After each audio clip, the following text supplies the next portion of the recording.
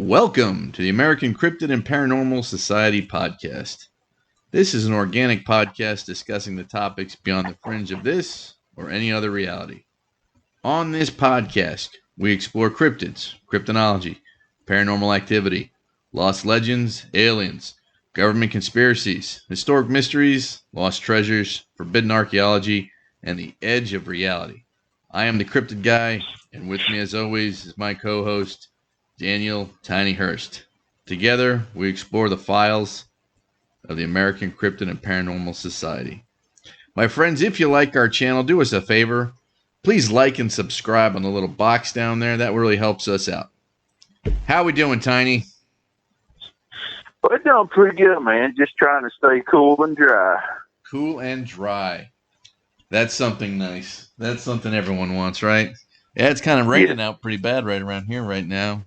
Hopefully that won't affect the recording. It's been thundering here at my house. Yeah, well, hopefully it'll go away. So on tonight, our discussion, our topic is kind of interesting. Something we haven't done before, Tiny. It's a little different even for us. Would you say? Yeah, a little bit, but there's a lot of it going around. This is true. Tonight's topic, we're going to talk about serial killers, notorious serial killers, unsolved crimes by serial killers, and basically something I've been reading a little bit about, Tiny's that Son of Sam conspiracy. We'll talk about that. And then we're going to talk about the missing 411 mysteries and how it all kind of bonds a little bit together, in my humble opinion. But tonight... Good old missing 411. You can't go wrong with missing 411. So, Tiny, before we start, you're doing good? Everything's good? How you feeling? I'm doing good, man. I'm just, overworked. Nobody wants to work. And, short staff, but we're just out here killing it, I understand. And, of course, tonight, do we have any shutouts for anyone on your end? No, not tonight, man. It's been quiet. I've been working so much. Shoot, I don't know anybody to shout out to. I understand. It's amazing. Everyone wants a shout out, and then when you go to give them to them, you can't remember them. And of course, we're going to give our shout out to the one and only Nevermore Mystical Arts, Shelly Wright. She's been a very good friend of the shows. She's a friend of both of ours. And for anyone that needs any potions or spell work, feel free to get in touch with Shelly at nevermoremysticalarts@gmail.com.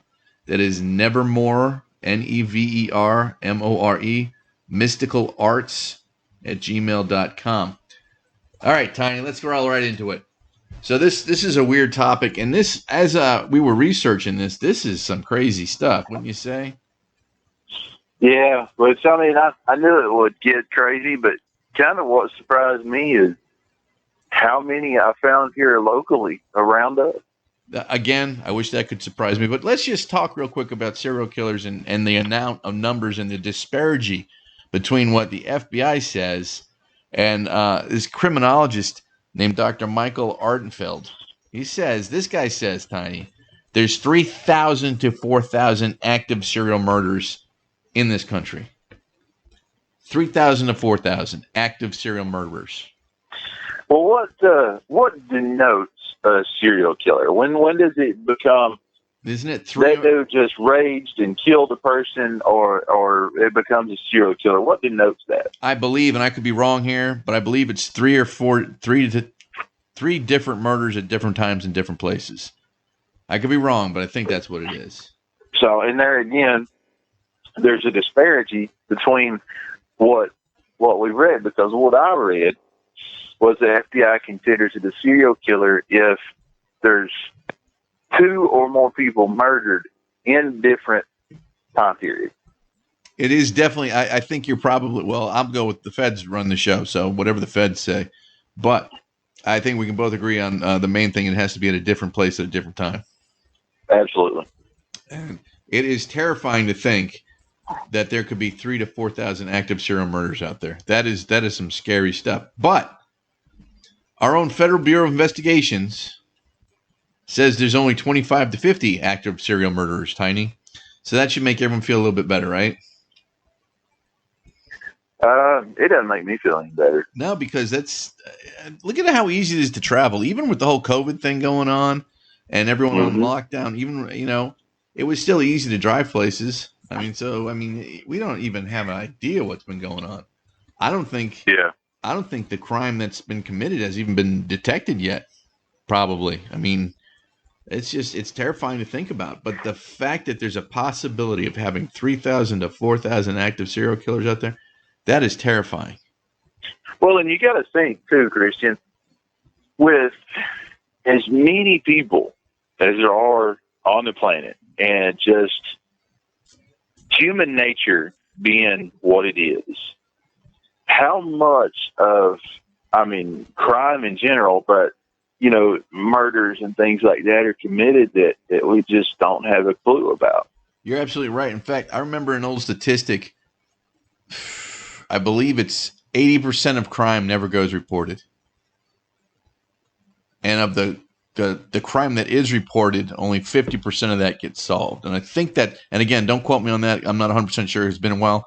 But I think that's from the Uniform Crime Report that the Federal Bureau of Investigations puts out every year. But I seem to remember it's some kind of number. It's like an astonishing amount of crime never gets solved. Actually, never even gets investigated or reported. I feel like that 50% is probably a high number, honestly.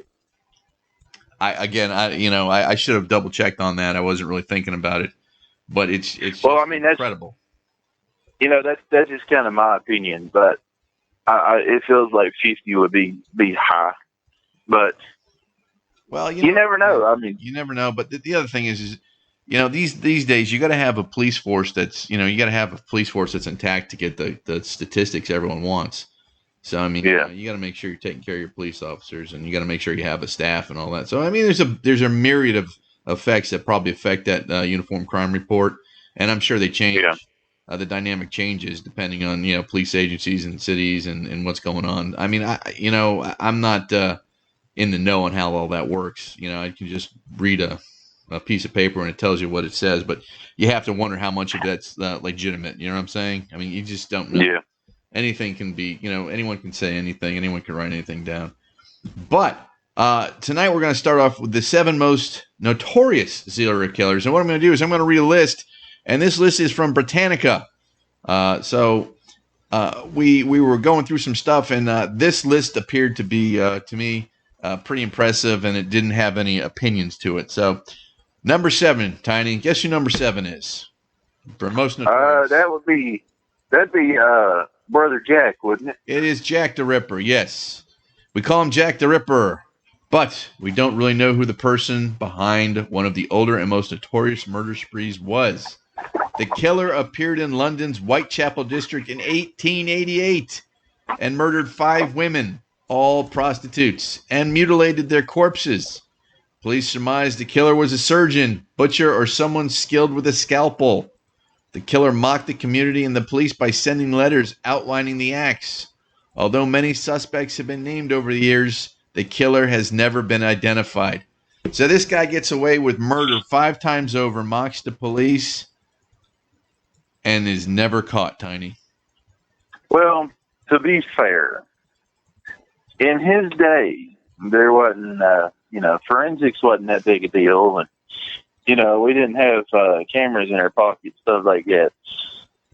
No, you're right, but still, I have heard so many theories over the years that he was the killer was in the royal family, and they found out and they protected him, and blah blah blah, all kinds of stuff. But the truth is, I don't think anyone really knows who the Whitechapel killer, aka Jack the Ripper, was. I think even after all these years, I still think he's probably the most popular serial killer there is. Probably the most terrifying because he was never caught. Well, Christian, if I may throw out a wide net with this question. Oh, please do. In your opinion, yes. What do you think? Why?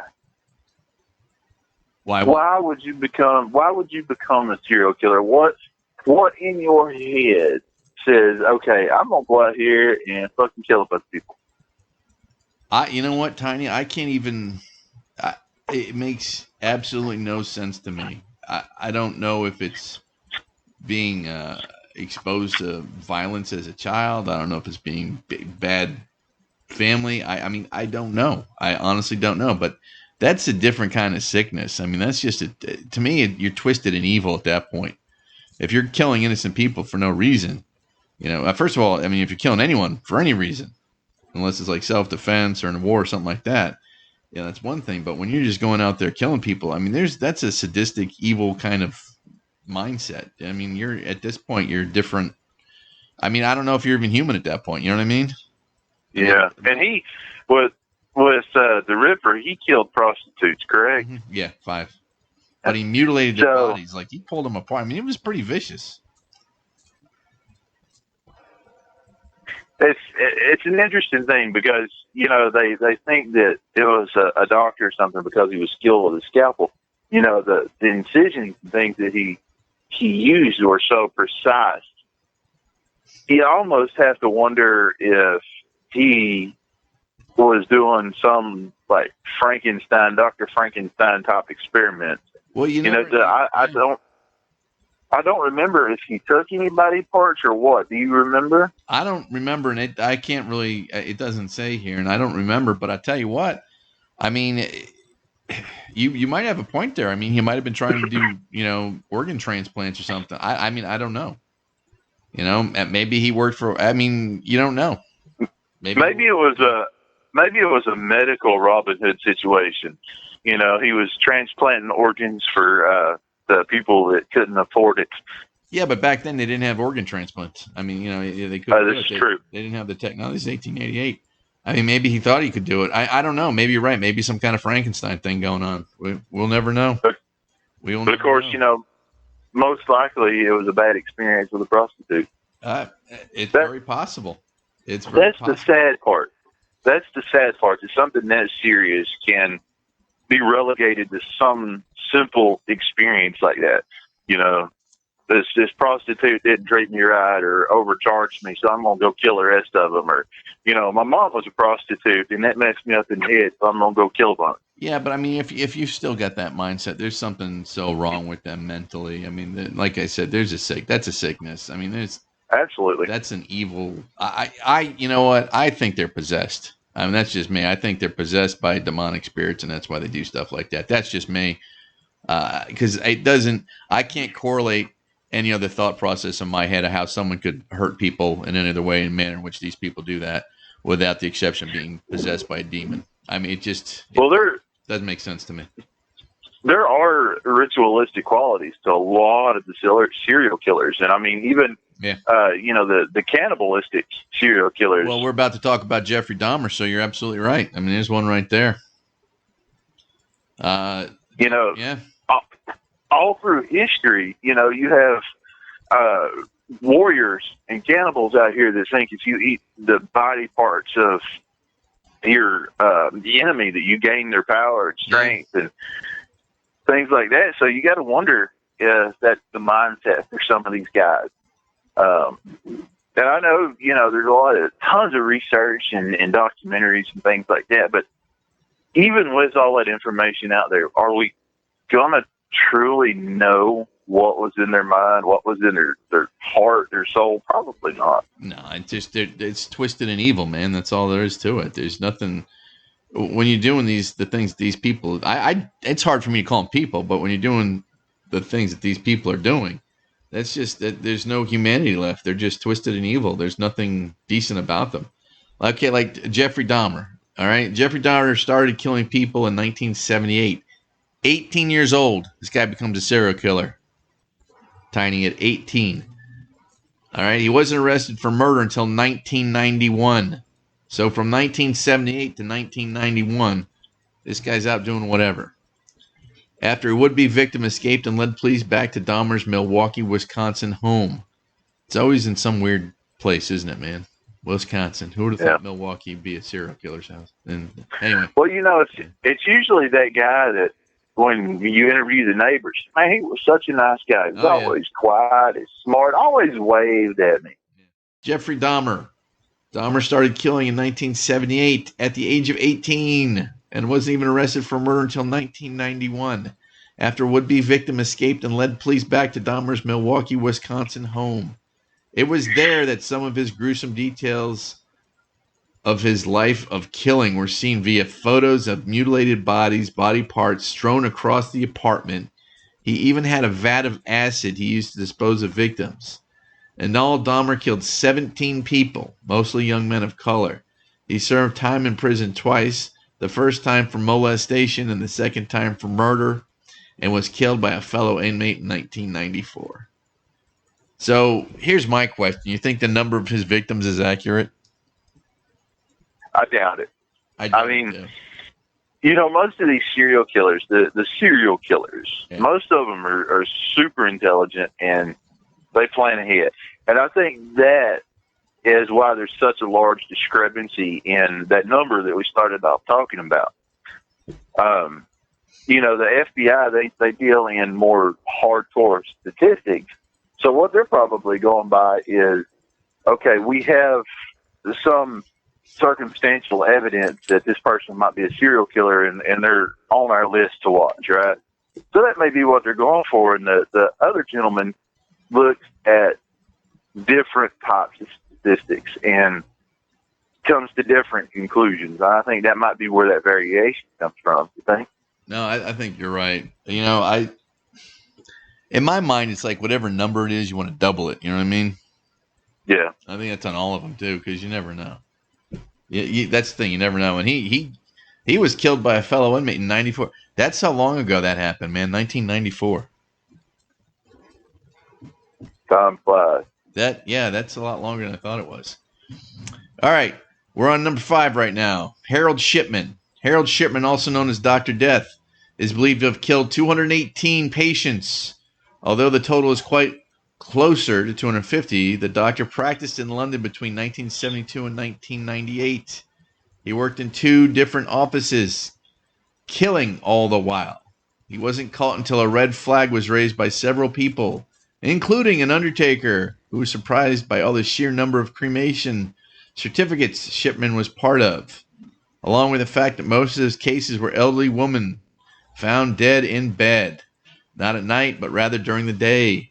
Police mishandled the investigation, and Shipman kept killing until he got greedy and tried to contact a will for a victim that named him a beneficiary, which led to the victim's daughter to become suspicious. He was finally convicted in 2000 and committed suicide while in prison in 2004. So here's a guy who only gets caught because he got greedy. And here's another case, Tiny. They think it's closer to 250, so it's probably more than that. Yeah. I mean, how do you get away with that for so long? 1972 to 1998, man. Well, That's 26 years. In that area, you can say a lot of that would be just because of lack of, technology. Yeah, that's true. In some cases. But there again, these people, that's a doctor. That's true. He's not an unintelligent person. And then he's also the one handling the death certificates. He's the one saying, oh, yeah, they passed away in their sleep of, the heart attack or whatever. So who's going to question that? Well, He's the professional. And they cremated the bodies. Right. So you couldn't even go back and get any forensic data off of it. You couldn't pull to see if there's any poisons in the system or anything like that. Couldn't look for trauma. So, I mean, he was smart in how he did it. It's just, again, it's like they're a different breed, man. I don't understand it. I mean, you're little old ladies, man. Guy killed little old ladies. I mean, what kind of sick maniac does something like that? I wonder, in his case, if he kind of had a skewed version of the same thought processes that Dr. Kevorkian did. Yeah, I was going to mention that because maybe he thought he was doing mercy killings, but I mean, you're talking 250 people, probably more. I don't know, man. That's just insane. Which brings us to number 4, John Wayne Gacy. Now this guy is always creeped me out. I have I don't like clowns anyway. Right. But this guy, A construction worker known by his suburban neighbors as outgoing, John Wayne Gacy was involved in politics and even acted as a clown for birthday parties. He was no clown. Gacy came under suspicion in 1978 when a 15-year-old boy last seen with him went missing. That wasn't the only time the families of missing boys had pointed fingers at Gacy, but it was the first time authorities took them seriously. Soon after, a search warrant granted police access to Gacy's home. With the smell of nearly 30 bodies buried in a 4-foot crawl space under his home, he was convicted of 33 counts of murder, with additional counts of rape and torture, and was executed by lethal injection in 1994. Now here's another one. How 30 bodies buried in a crawl space, Tiny. How do people not smell that? How do neighbors not know that's what's going on? I mean, how do they not hear? Well, I think, and again, this is my opinion, and yes, I'm aware that in a lot of cases I am jaded, but I think that in cases like that, you have people that, and you can look everywhere, and if you open your eyes, you're going to go, yeah, he was right. But people are non-observant. They don't know what's going on around them. They don't care what's going on around them. If it doesn't affect them directly, then it just does not matter. They don't want to know, keep your nose out of my business kind of thing, right? And I think in that case, that's probably what was going on, because you're right, 30 bodies, that would smell. I can't even imagine. And then, here's what always ticks me off, all right? And again, I'm not in the police. I'm not a police officer, but all right, people had boys go missing, and they brought the guy's name up, and he's never investigated. What? Right. Why? What? Because he was a politician. Well, yeah, but prior to that, he had a police record in other places he lived. I mean, it was not hard to connect the dots to this guy. I mean, he's just disgusting. Again, just vile. And again, this is one of these guys that makes me. Excuse me. This is one of these guys that makes me question the demonic possession. Man, the guy's just sick. I mean, well, and if you're talking about something like possession, then you've also got to think that these people, they're going to have, for lack of a better way of saying it, they're going to have protection, even if it is demonic protection. So it's going to make, they're going to be hidden better. They're going to be, so. I mean, I'm with you, but it's just, like I said, man, it's just, I can't believe that. I mean, we're reading a list, again, from Britannica. It's a good website. But there's only 7 here, but look at all the people they've hurt. Just look, I mean, it just baffles me. And I keep going back to those statistics. Tiny, what if there are 3,000 or 4,000 of these maniacs out there? I mean, what? Well, I mean, to be honest, here's my jaded nature coming out again. But that number honestly doesn't surprise me at all. And it's probably low if you take the cereal out of that, because I think that there's a lot more people out here capable of killing somebody and not really thinking about it than there are not. But there again, 3,000 to 4,000 people, that's not even a fraction of the people that are out there. Yeah, but no, so that's 3,000 to 4,000 active serial killers. I mean, that's what they. Yeah. I mean, and again, that statistic is completely different than the FBI's. That's from that criminologist. But if that's true, it's terrible. Even if it's 25 to 50, that's still terrifying. Because look at the amount of body counts these people are piling up. Yeah. Sorry, go ahead. Just the fact that there's actual serial killers out here, regardless of the number, is frightening. And really, all you can really do is, be observant. Yeah, you're right. Excuse me. Pay attention and protect yourself and your family. You're absolutely right. And this brings us to number 3, H.H. Holmes. Now, you all right there? Yes, I'm good. Thank you. Sorry. That's right. We have a mutual friend of ours, the one and only Joshua P. Warren. He actually was an executive producer on a TV show. Was that on the Discovery Channel or was it Discovery Channel? I don't remember. For some reason, I'm thinking history, but I'm not sure. All right. Well, either way, but he was an executive producer on a show about H.H. Holmes. And Josh's theory was H.H. Holmes was actually who? Remember? Tell us.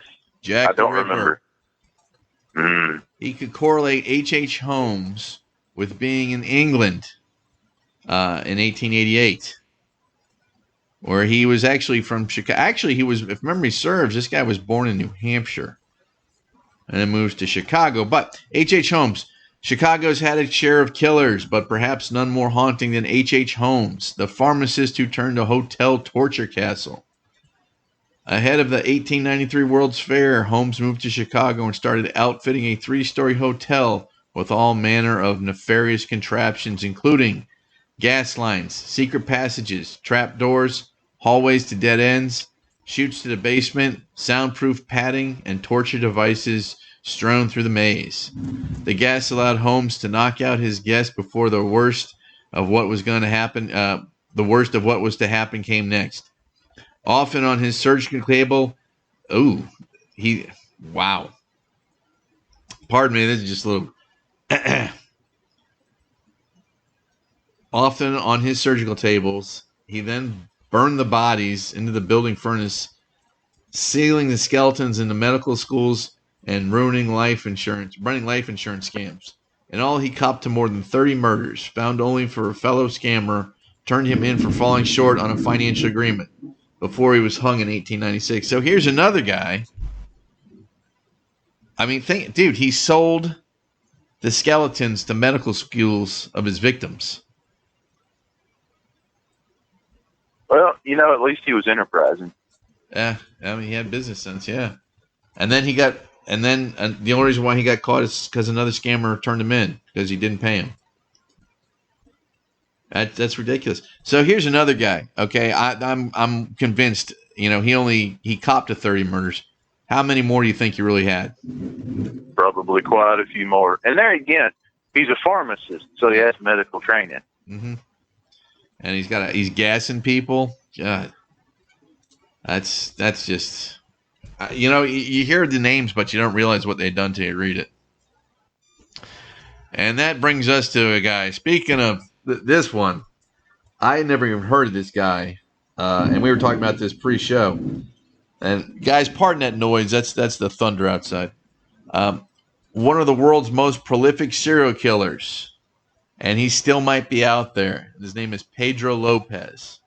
He is linked. You ready for this, Tiny? To more than 300 murders in his native Colombia and in Ecuador and Peru. At least 1/3 of those murders were tribal women.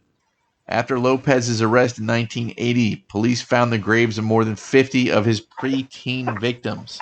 He was later convicted of murdering 110 girls in Ecuador and confessed to 240 more murders in Colombia and in Peru. He was known as the Monster of the Andes. He didn't even spend 20 years in prison, Tiny, and he was released in 1998 for good behavior. More than 20 years since, his whereabouts remain unknown. Now, we had a little discrepancy. He was either released in 1994 or 1998. We don't know which. We have two different versions of that. But the terrifying thing is no one knows where he is. 300 He's likely here in Asheville. Yeah, you never know, man. We've had weirder things here. So the Monster of the Andes. Did you ever hear this guy? I don't think I have. The first time I heard about him was when I read about him. I've never heard of this guy. I was very surprised with that number, 300. All and they give him 20 years in jail and let him out for good behavior.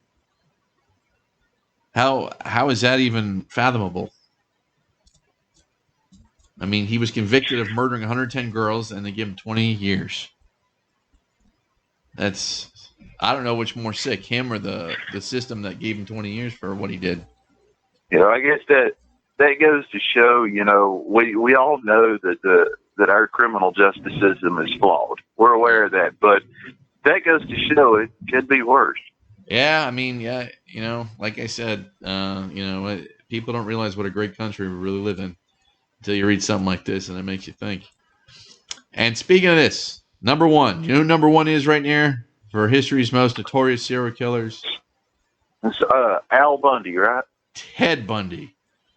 Bundy.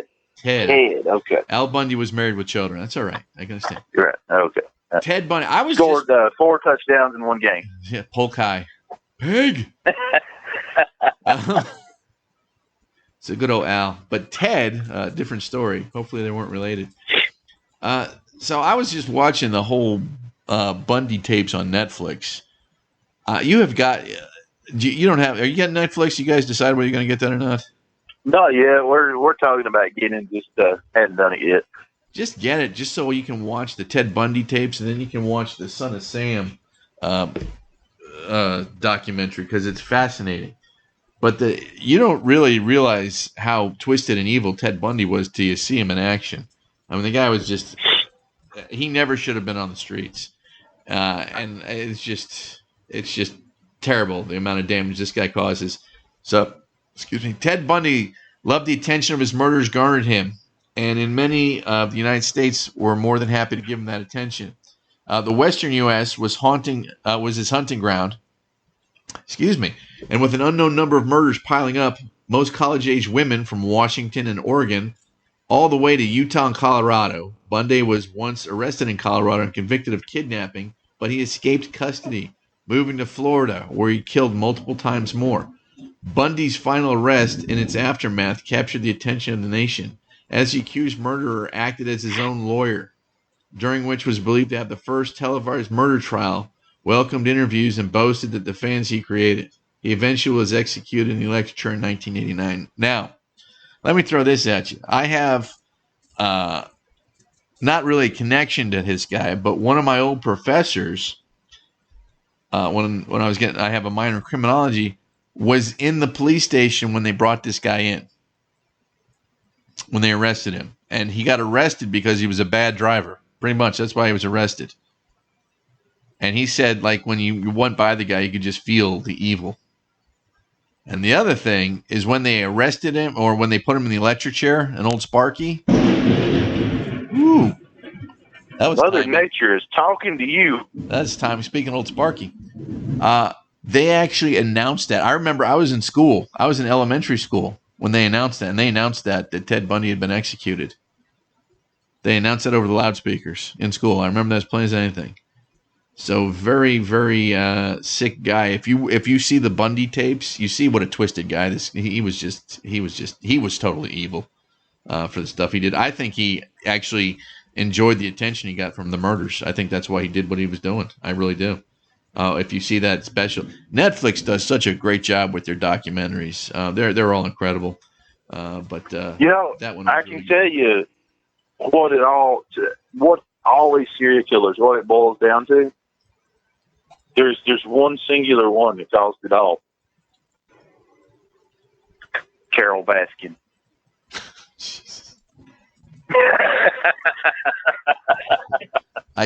Tiny, we've talked about this. You can't blame Carol Baskins for any of this stuff. She didn't have anything to do with it. I don't believe it. She didn't have anything to do with it. Leave her alone. Leave her alone. It's all about the Tigers, man. All about the Tigers. All about the Tigers. Whatever happened to that guy? He's just in prison now, or what happened? How long did he get? Like 20-something years? Yeah, the last guy, after the documentary was over, he was in prison and he was trying to appeal it and get out. But that was like a train wreck, man. You just couldn't look away. Like, I didn't want to watch that, but I couldn't help myself. I think you were the one that told me about it, weren't you? Mm-hmm. Yeah, because that was your fault. Because I've had to watch that thing like twice because I thought it was actually scripted. I thought it was like, what? Because it kept getting weirder and weird. Then you got federal informants. Then you got, it just got insane. Yeah, but no, as I said before, Carol Baskins had nothing to do with this. So stop bringing it up. I know that's your favorite go-to. All right. All right. Enough. I don't want her getting mad at All right. us. Fine. All right. Yeah, she's still got tigers. Yeah, well, she also has lawyers. We don't need any problems. All right. So now, Ted Bundy, one more thing about him. I don't think the number of his murders are accurate. Does it say how many he killed on that? No, I don't think so. All right. Let's see. I know they were talking like years ago about they still didn't know how many people he killed. So that's one of the reasons why he was able to stay off of execution.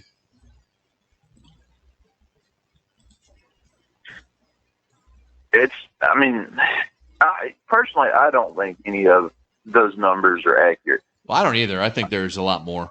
I think they just never fessed up to it.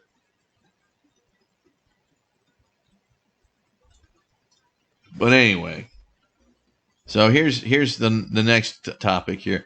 Unsolved crimes by serial killers who might never be caught. So these guys or these people are still out there. And this one, we talked about this earlier. All right. I was convinced they'd caught the Zodiac Killer, Tiny. For some reason, I thought they caught the Zodiac Killer, but they never did. There again, it goes back to how intelligent these people are. Yeah. I mean, it's, and this one correlates this article from the Insider. They talk about the Zodiac, and he's claimed to have killed 37 people. He's left notes to the police. It started in Northern California, and just, they tried using DNA testing to find him, but it still never happened. They've never done it. So, Ted Bundy, I just went back to fact check everything. He confessed to 28 murders, but some people estimate that it was more in the hundreds. Well, that's what I'm thinking. Because he was, he would just go out and kill and then come home. Go out. I mean, he just didn't care. His IQ was 145. That doesn't. So, there again, that intelligence. You have to wonder, and because the more intelligent a person is, it seems like the less emotion they have. Yeah, it's like they get that Hannibal Lecter thing going. Yeah. Like the higher IQ, the more disregard they have for anyone's feelings. They lose empathy because they don't care. Because they don't look at us like we're equals anyway. Like when you're on that plane of intelligence, you're like, meh.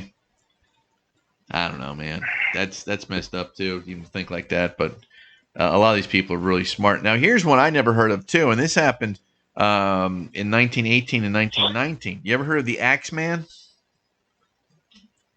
Oh, that sounds familiar. Somewhere way back in the back of my head. This guy, the Axeman of New Orleans, committed murders without getting caught. Now, he never got caught, but he used to prey on Italian immigrants in New Orleans. And he terrorized the city for 2 years between 1918 and 1919. However, some people think he was committing murders as early as 1910. And never caught. They don't have any evidence. He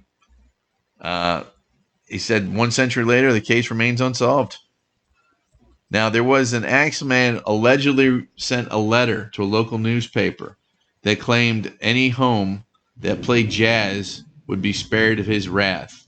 Though it was unclear if the letter actually came from him, still jazz clubs were following Tuesday nights per his instructions. So this is a guy who sends instructions that if you're playing jazz music, you're going to be all right. That's crazy. That's crazy. What do you think about that?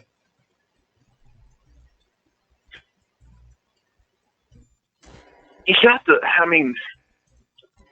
that had to be a mindset for him if you're, and he only preyed on Italian immigrants too.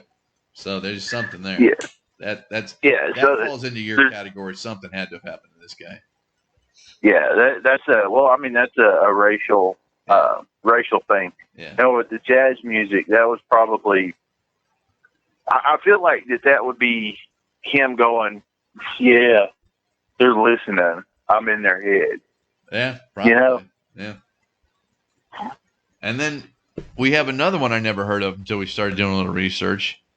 And this goes back to the 70s, right? You ever hear Christian? Yeah. I'm sorry to interrupt, That's but right. you mentioned the Axeman's letter. Yes. I have it pulled up. Oh, do you? Go ahead and read it, man. Yeah. It's so it starts out, it says hottest hell, March 13th, 1919. Esteemed mortal of New Orleans, the Axeman. They've never caught me and they never will. They've never seen me, for I am invisible, even as the ether that surrounds your earth.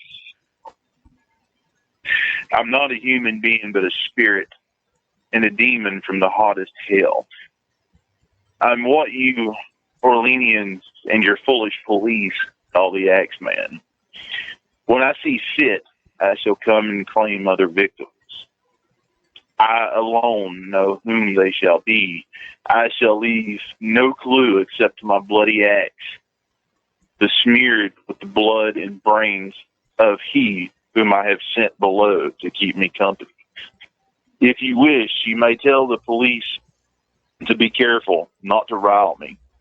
Of course, I am a reasonable spirit. I take no offense at the way they have conducted their investigations in the past. In fact, they've been so utterly stupid as to not only amuse me, but His Satanic Majesty, Francis Joseph, etc.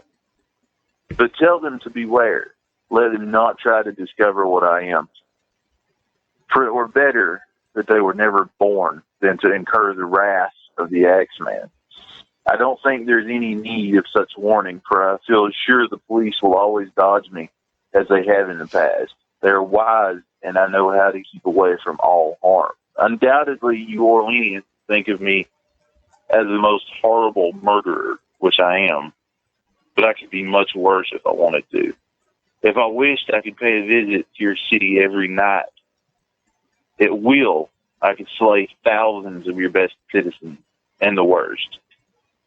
For I'm in close relationship with the angel of death. Now, to be exact, at 12:15 earthly time, on next Tuesday night, I'm going to pass over New Orleans. In my infinite mercy, I'm going to make a little proposition to you people. Here it is. I'm very fond of jazz music, and I swear by all the devils in the nether regions that every person shall be spared in whose home a jazz band is in full swing at the time I have just mentioned. If everyone has a jazz band going, well then, so much the better for you people. One thing is certain, and that is that some of you people who do not jazz it out on that specific Tuesday night will get the axe. Well, as I am cold and crave the warmth of my native Tartarus, and it is about time I leave your earthly home, I will cease my discourse, hoping that thou wilt publish this, that it may go well with thee. I have been and will be the worst spirit that ever existed, either in fact or realm of fancy. Yeah, that. Huh? Go ahead. I'm saying that guy's nuts.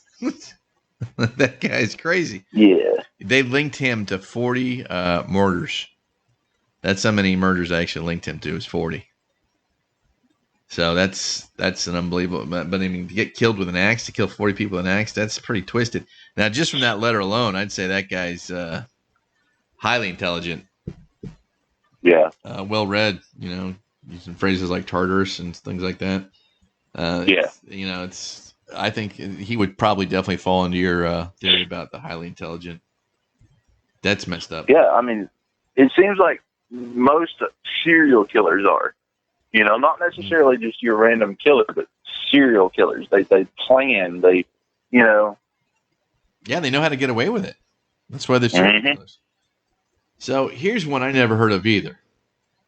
And this guy, the freeway. You ever heard of the freeway phantom?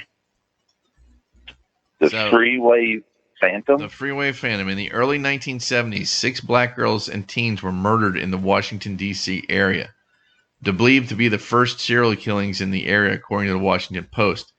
Their killer was never found, but authorities did find a note in the pocket of one victim, 18-year-old Brenda Woodward's pocket, dubbing himself the Freeway Phantom. The killing stopped 17 months after they began, and the murders were never solved. Much of the evidence that could now be DNA tested has been lost, and the case seems to have run cold. Some critics believe that this is because the victims were black and law enforcement officials didn't give the case the care it deserved. And that is from The Insider. So here's a guy, kills 6 people, leaves a note, catch me if you can, and just disappears. Now, here's my question. You think he was a serial killer, just moved on to a different state? Most likely. Either that or he just something snapped. But you have to wonder, like, if there's a specific number and they quit, then there again, you have to wonder if it's ritualistic. Well, that's what I was going to say, too. I think there's some kind of, definitely some kind of ritualistic active in this, and specifically that. And you have to wonder if this guy goes around and around. And all the other serial killer murders that they think are serial killers and all these other, murders are unsolved and they try linking them from state to state and all this other stuff. You have to wonder if that's connected, too. Because there's a lot of bodies found in the same condition and manners in which they're killed. And, it's very similar. It's very strange. Yeah. Very strange. Plenty of copycat killers. Exactly. So this one, I also never heard of this one, but this guy, did you ever hear of the redheaded murderer? He had a specific victim profile. Did you ever hear of this guy? I did not. All right. The serial involved with the redheaded murders is said to have had hunted up to 11 red-haired women across major highways in the South and up to Pennsylvania during the 1980s. Law enforcement and the FBI investigators never found the killer of nearly 24 young women. Well, according to old newspaper reports, many of these cases had similarities and a great number of dissimilarities, including how they were killed, making it hard to profile the serial killer. The case remains unsolved to this day, and authorities are now beginning to re-examine the case. So, 11 red-haired women killed. No evidence. And apparently the guy finds different modus operandi for killing. Again, the intelligence that shows, that's scary. Never caught. Yeah, well, and you got to think too. We talked about these other possibilities, but when they kill a certain number like that, is it just that they realize that they're getting close to being caught and quit? Yeah, that's very possible. That is very possible. And and they're obviously smart enough to change their routine up. Yeah. So, even if they have some information on them or whatever, and then they go and, flip the page on it, it's hard to find out who's doing it now, because they changed the way they do things. And again, I agree with you on the intelligence factor. I hate saying that, but it's true. And that's the terrifying part. You have someone out there that's just, highly intelligent that's going around killing people and modifying the way they do it so they don't get. Well, and there's something else too that we really hadn't talked about. We talked about, these people having some sort of mental disorder. We've talked about how intelligent they are, but you've got to be able to put that together too. There's a lot of mental disorders out there that people are they're brilliant, but they have these disorders that cause these issues. Like, some people on the spectrum. Mm. You know, they're highly, highly intelligent people, but they can't appropriately express themselves. Maybe there's some kind of, maybe there's actual, neurological impairment that turns people into serial killers. Again, I don't know. I just can't imagine, what it would be to lose your humanity and do stuff like this. And this is the last one on this list that I want to read. And this is something we talked about because this one's really scary too, because this thing's been going on for 20 years, right? The Long Island serial killer is still on the loose, Tiny. All right. Also known as the Gigolo Beach Killer or the Craigslist Ripper. The Long Island serial killer is believed to have killed between 10 and 17 people over the course of 2 decades in New York boroughs. Think about that. Now, here's the other thing that's kind of scary. They're ballparking between 10 and 17. That's 7 people is a lot of people, Tiny. Yeah. So, again, this is probably, I think this number is way off. I think it's a whole lot more. Yeah, most likely. And there again, most of his victims were sex workers. Right. Nearly 10 years after his first body was discovered, police have yet to catch the predator or predators roaming Long Island.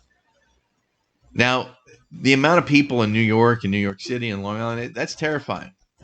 And they have no clues as to who's doing this. I mean, it makes you wonder how they even begin to, profile someone like that. Because it's the unknown. You're dealing with the unknown here. All right. So, Tiny, why don't you tell us about the Taco Bell killer? So the Taco Bell killer, he confessed to 10 victims. He got charged for 9. They charged him on 9 counts of rape and murder. And he got the nickname the Taco Bell Killer. Or Taco Bell Strangler. Excuse me. Because that's where he worked, as Taco Bell. And several of his victims he worked with or knew through people that he worked with. His name was Henry Louis Wallace. And all this happened right here in Big Raleigh, North Carolina. Wow. And how many victims? 9? He was convicted of 9. He confessed to 10, what I found. And he's currently still on death row here in North Carolina. He actually married one of the death row nurses that he worked with. That's something else I don't understand is how these guys basically have groupies. Yeah. That makes no sense to me.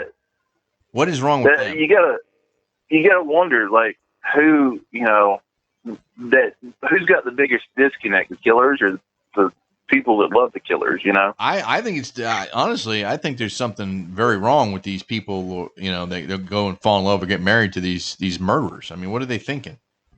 That's not going to end well. Anyway, so who else you got for us on your list? Well, that was about it, honestly. Okay. Just because he was local. Yeah. I wanted to talk about somebody local and not famous. I understand. So, Tiny, I know we haven't had a chance to just because of the conflicting schedules, but you want to talk about the dumping ground a little bit because that's something that kind of involves the serial killer aspect of our topic tonight, and it's a future investigation we plan on doing a live broadcast from. So you've got more information about that than I do. Why don't you just give us a little summarization of that, and then I'm going to talk about the Son of Sam conspiracy. And then we're both going to talk about the missing 411 mysteries for a minute. So, it's called the Body Dump, and it's actually a picnic area here in North Carolina. It's in the Pisgah National Forest. And it got its name, the Body Dump, because the mob in the area back in the day here, they liked to dump the bodies there. But it was mostly famous because of one woman, and her name was Judy Smith, and she was from Oh my Lord, my mind just went blank on her. Was it Canton? No, No. She was from up north. She was a nurse. She's Massachusetts. Okay. And she went missing. And they couldn't find her, but they had like sporadic reports of people seeing her all over the country. And she was a nurse, and she just disappeared. They found her several years later after she disappeared here in Candler at the body dump. And it's still unsolved. Like they have no idea.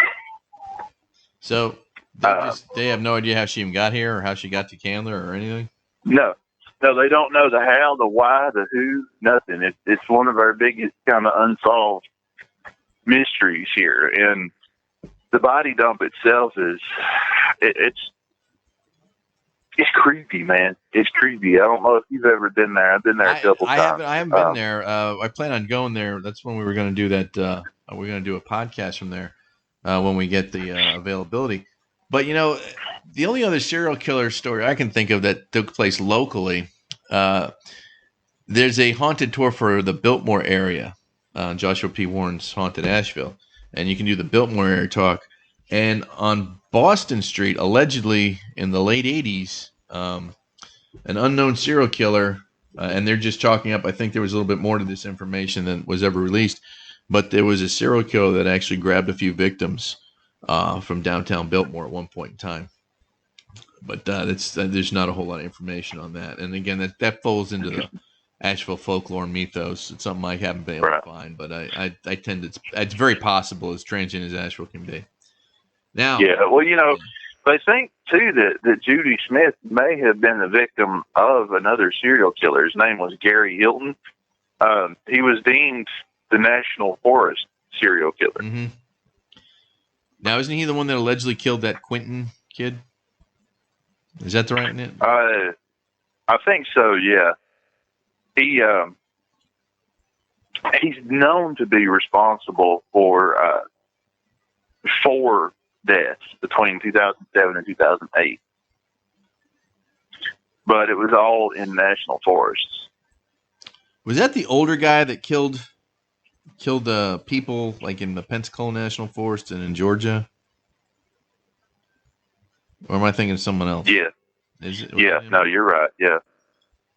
Because now there's another one I'm thinking of that confessed to killing a kid that disappeared, and I can't remember the kid's name. And you forgive me, folks, I can't remember because this wasn't part of the topic. But there was another, and that was local. The kid goes to work one day and he just vanishes. And it was, I guess that was in the late 80s, maybe early 90s in the Asheville area. No. Yeah. I don't remember that one, but there's a bunch of missing people and murders here in Asheville. It was a pretty rough place back in the day, wasn't it? Yeah, even historically it was a rough area. I mean, there was a lot of violence and death in Asheville. It's basically, you know, until the medical communities come around during influenzas when everything gets pacified. It's, you know, I mean, then you had the mass murder in 1903, November 13th, 1903. And what was that gentleman's name? Oh, for life. Harris? Yeah, Will Harris, the Will Harris massacre.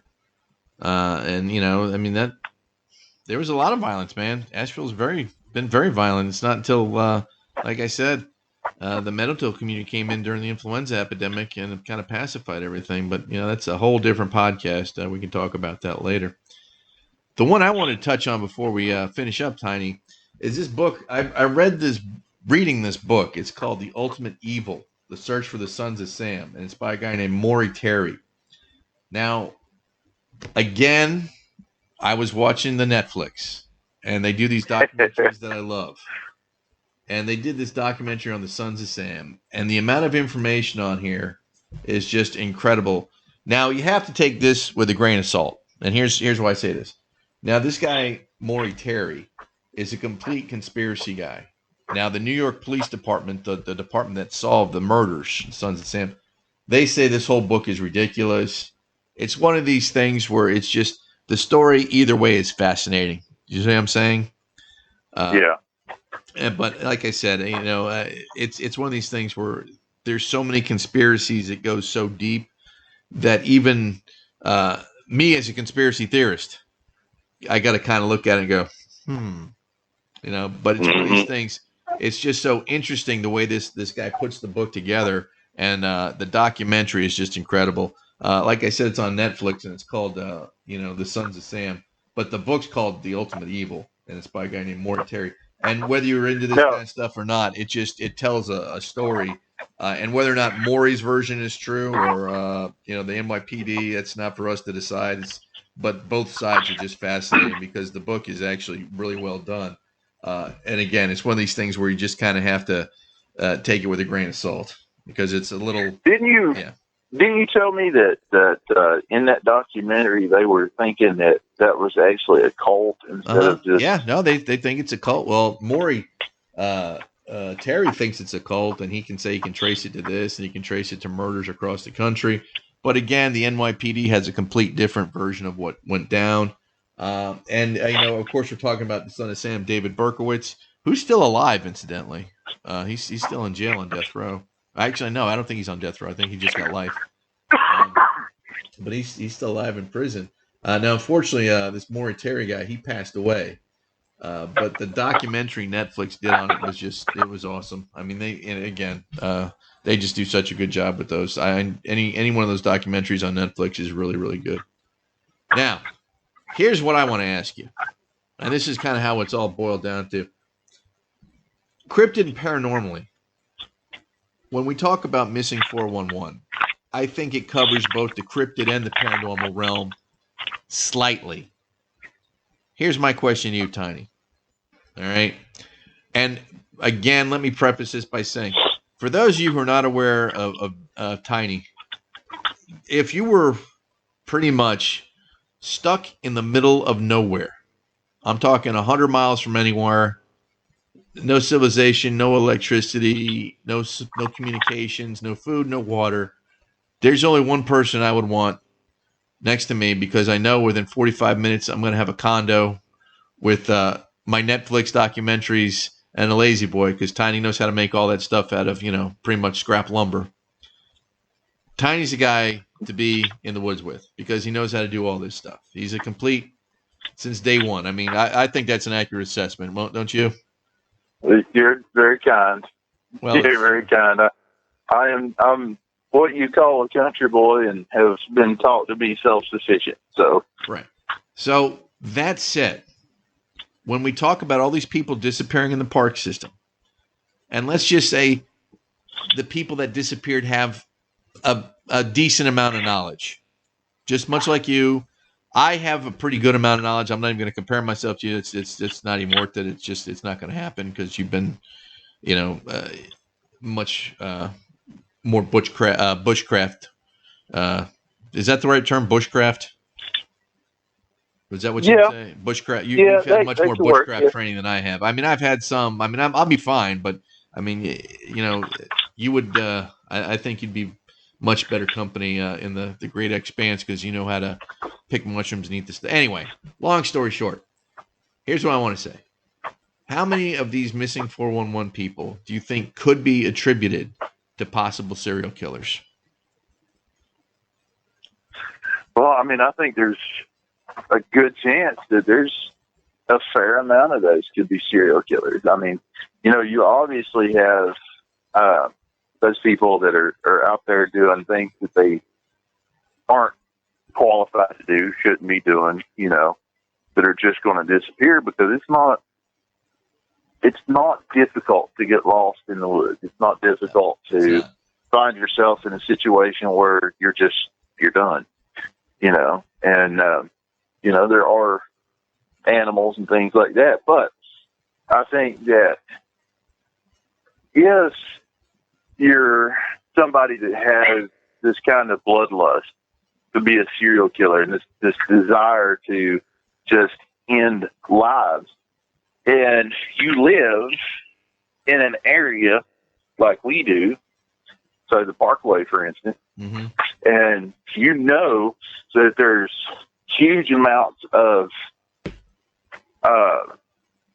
traffic on the Parkway each year. People going out in the woods, and people can just disappear. Then, well, I mean, that would be a good place. It would be a good hunting ground. I agree, and it's sad but true. I also think we can attribute some of these disappearances to cryptid, either Bigfoot or Dogman, Cenocephaly, whatever you want to call it. I think there's Well, let me ask you a this. small part that's probably responsible for that too. Yes, sir. So I agree that, yeah, a lot of that's, well, I would say a lot, but yeah, some of it's definitely a cryptid issue. But when we say that, we automatically go to Bigfoot, Dogman, Mm-hmm. things like that, right? Mm-hmm. What about some of the lesser known cryptids? Like the Puckwudgies, little people, stuff like that? Yeah, Very things possible. like skinwalkers. Well, see, the skin, things like that. Yeah, I hesitate to comment on those just because I don't. That's a door I don't want to open.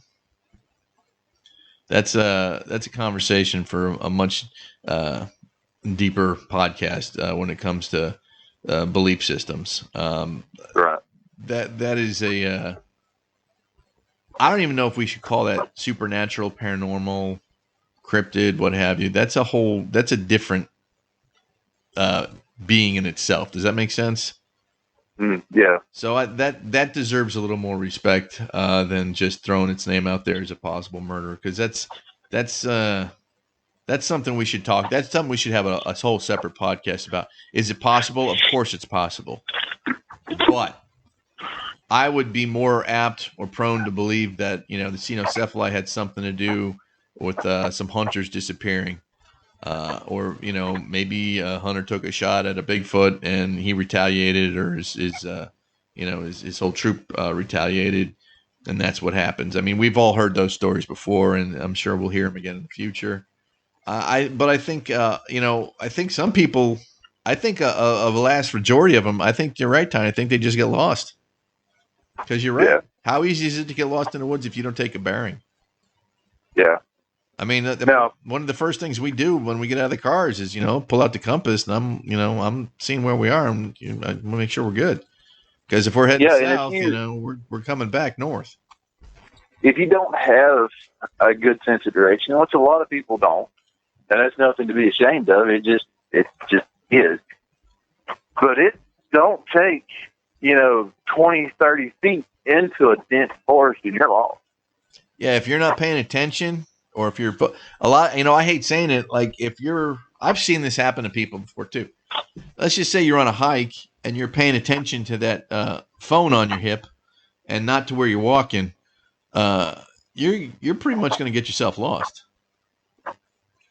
You have to be able to focus on what's at hand, and when you're playing with your cell phone and walking and talking, you're not doing that. Yeah. So I mean, it's and then there's natural dangers in the forest too. I mean, if you're 3-4 miles into a dense forest and you step in a hole and break your ankle, you're in trouble. Oh, you're in big trouble, because there's nothing, and especially if you're not paying attention where you are or how far you've walked or what you're doing, or if you're off trail, you're not going to have a good time.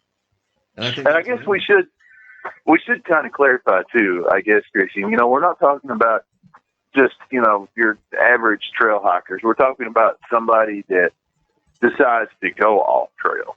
It's when you get off trail that you get in trouble. Well, it's like, and then all these missing 411 books, they always tell you to have always have some kind of firearm on you, always have someone know where you are, know when you're going to go be back, never be alone, and always have like what's that little gadget that tells people where you are, the emergency location beacon. So, if you have all that, I think you're going to be all right. As a matter of fact, those emergency location beacons, I've been I've been pricing those out. I'm probably going to be buying one soon. I was going to talk to you about that because I just think they're handy to have. They work off. Well, and they're handy. They're helpful. Something else that a lot of people don't think about too is, you mentioned the phone on your hip and how we are now a culture of selfies and sharing pictures and things like that. So if you're one of those people, make sure your location is on your phone, because when you take that picture and you send it to your friend or you upload it to your profile, that picture comes with a GPS location. That's very true. And here's something else too, is like, for those of you who don't know, I'm a ham radio operator, and I've been looking to buy some new equipment. And one of the reasons, or some of the equipment I bring with me wherever we go is, I usually have a ham radio just in case there's an emergency. And the new one I'm going to be buying, it's got a geolocation on it. So every time you key up, who's ever responding, they get your longitude, latitude, and your coordinates. So, I mean, to me, that's just another safety feature. But, Tiny's right. It's just like having your location on your phone. It's a safety precaution, and if you're going out there, you want to be safe. We've been very lucky, all the expeditions we've done, simply because, we think ahead, because emergencies do happen. I think another thing that happens, Tiny, is when an emergency does happen, people don't know what to do. Yeah. And they're not prepared. Yeah. Like, we've been out on investigations where people be razzing me about all the stuff in my bag. And it's like, okay, you go ahead. But you see, if I get lost, I'll be all right, because I've got food, I've got water, shelter, I've got fire making materials. Again, I've got the locator beacon, I've got the ham radio, so I'm not really worried about being out there too long, because I'll end up getting in communication with someone. I've got all the repeater towers are programmed into my ham. I'm not worried about it. But it's people that don't take any precaution. They think that all they need is a cell phone. That's where I think they get in trouble, because how much signal, how many times have we been in the woods with signal? Yeah. I mean, that's usually the first thing that goes. So, it's all about being prepared and being safe. And Tiny, as I say that, that's all the time we have for tonight. Is there anything? Already? Yeah, already. I first of all want to thank everyone for listening. And if you have a story or you want to be a guest on our show, please contact us through email. And you can get us through americancryptidandparanormal@gmail.com, Hurstparanormal@gmail.com, cryptidguy001@gmail.com. And guess what, Tiny? Guess what they can do now if they want to get in touch with us, our beloved listeners? They can call a whole new number, correct? They can call our 24-hour Cryptid and Paranormal hotline. And that number is 1-800-329-4851. That's right, Tiny. We're living the high life now. We got an 800 number. 1-800-329-4851. Mr. Hurst, is there anything you'd like to add? Man, not really, other than thanks for listening. Thanks for listening to us rattle on. And if there's something that you would like to hear our opinion on, because that's what we do on this podcast, we give our opinion. We research and give our opinions on that research. So if there's anything you'd like to hear from us, please let us know. Give us some ideas. Because we're just us. We can use more ideas. And that's a good point, Tiny, because, again, we're an organic podcast. We very rarely even edit what we put out, unless, like, a bad word or something slips through, and then we'll edit that. But like I said, it's just two guys. We do a little bit of research, and then we give our opinion. And if you want us to work on something, again, feel free to email us, or you can call us. The other thing I would ask all our subscribers to do, Tiny, and we haven't done this, and I feel kind of bad, but we want to reach 1,000 subscribers. And the reason why we want to do that is because we'd like to do the live feeds. We'd like to have people being able to ask us questions as we're talking. And to do that on YouTube, I believe we have to hit 1,000 subscribers. Isn't that what it is? I believe so. All right. So if you wouldn't mind, like and subscribe to our channel. Send us to friends. Say, hey, check these guys out. If you like them, like and subscribe. That helps us out. You can get us on Twitter. You can get us at on Instagram too. And we would really appreciate it. Subscribe to those. All that will be listed under the episode in that little paragraph, and we'll have all our Twitter accounts and all our Instagram accounts and all our emails and our new 24-hour-a-day hotline that I'm very excited to have because it's actually kind of And cool. don't forget if you'd like to be a guest and come on and talk with us, feel free. Oh yeah, I would. Anyone that wants to be a guest, just give us a call. And we'll arrange a time and topic. We'll have a good time. Again, that 1-800 number is 1-800-329-4851. I am the Cryptid Guy. Tiny and I want to thank you for listening. Please like and subscribe to our channel. And remember, my friends, knowledge is power, and the only way to defeat the intentional veil of darkness that surrounds us all, battle the ignorance that shackles us to hatred and despair, and restore the balance, is to let the light in. So remember, always let there be light in your life and keep believing. Thank you for listening, and have a great day.